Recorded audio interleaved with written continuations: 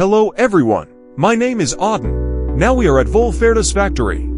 Behind me, it is the Volferda A2 model. Length 5.8 meters, 3.2 meters wide.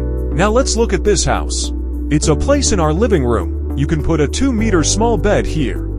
Of course, the dining table is no problem either. There's a curtain here. There's a retractable window here. There is a screen on the window to protect against mosquitoes.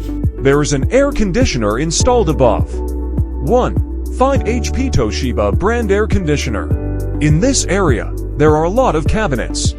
You can put some clothes and other things in here. At this place, one of them has a shelf.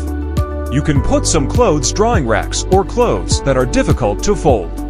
Then this place is a kitchen like ours. Can meet most daily needs. Induction cooker. Range hood includes a sink, our main power supply. Put it in this cabinet.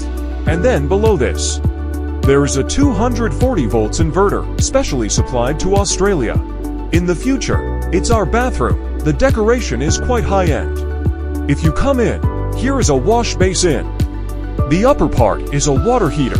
This place is a toilet. There is also a window for everyone here. There is also an exhaust fan above. Then I made a storage shelf for everyone here. You can hang things or something.